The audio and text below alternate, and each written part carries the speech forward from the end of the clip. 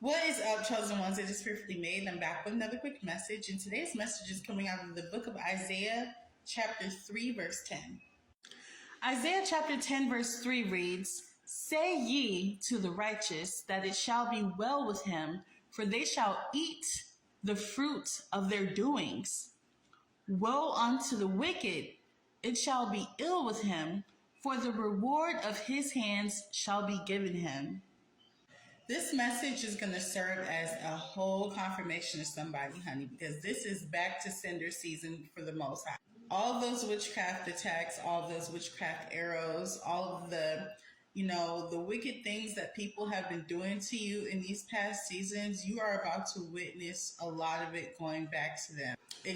Literally, it will almost freak you out how it's going to align with literally exactly what they were trying to do to you.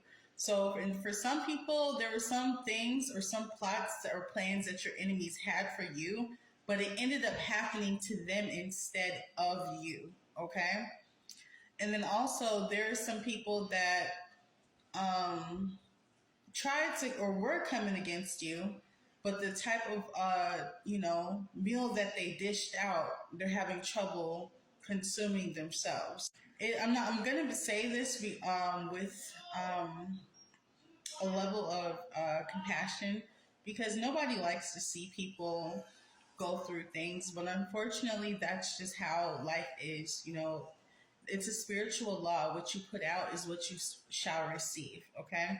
And in this season, it's a lot of sowing, it's a lot of reaping what people have sown in the lives of others in this season. So, what I would like to say, just to kind of smooth it out here, if you are one of those people who have sown some bad seeds in the lives of others, take the time to go sow some good seeds, because this season doesn't last forever. Even as children of God, as chosen ones, what we put out, we receive probably a lot faster than anybody else, because we know better, especially if we know better. we reap what we sow much faster. But one thing I've learned, that if I've ever sown a bad seed in the life of someone else and I've had to, reap from what I've sown, I try to sow good seeds during my season of judgment. So after my season of judgment is over, then I'll be able to reap good, a good harvest from the seeds that I've sown. Okay.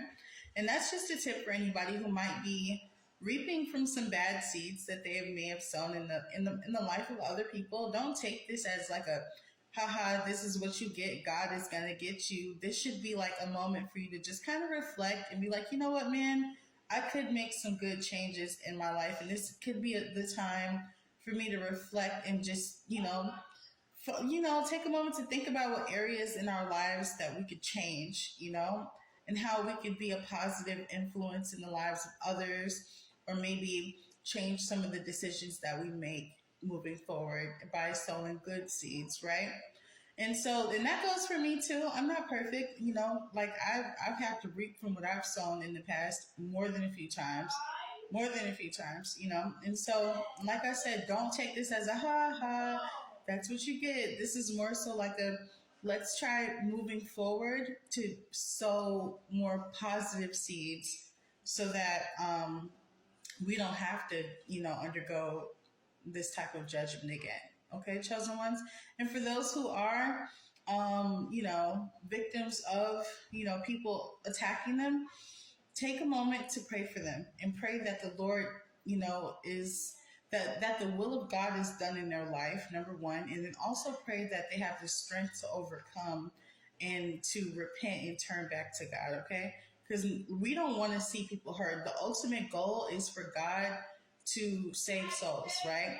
And so we're not here to laugh at people. We would like for people to turn to God, and that's the goal. Okay. I love you guys so much, and that is the message. And also, it says in Proverbs, what does it say? Laugh not when your enemy falls. Let me Google this real quick, because this is what people really should know. Proverbs chapter 24, verse 17 through 18, King James Version says, "Rejoice not when thine enemy falleth, and let not thine heart be glad when he stumbleth, lest the Lord see it and it displease him, and he turn away his wrath from him.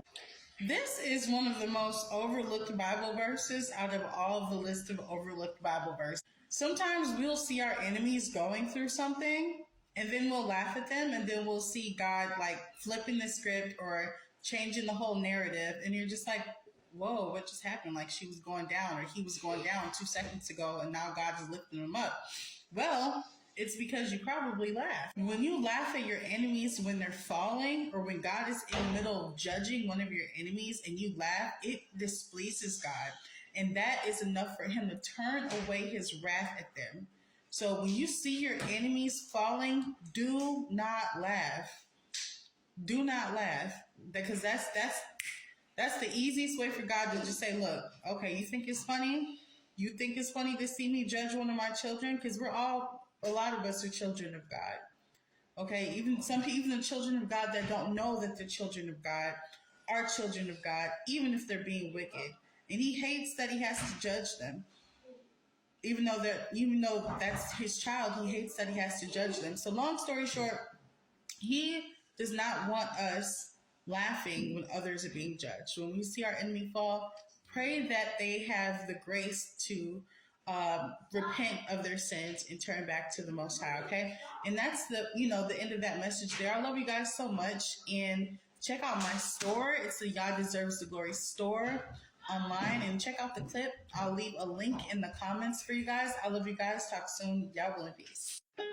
What is up, chosen ones? It is Fearfully Made. I'm so excited to show you some of the awesome products that we have at the Yah Deserves the Glory store. We have a cool new sunglass collection, gym bags, purses. We have hats and awesome cups with words of encouragement on there. See more selections at YahDeservesTheGlory.store.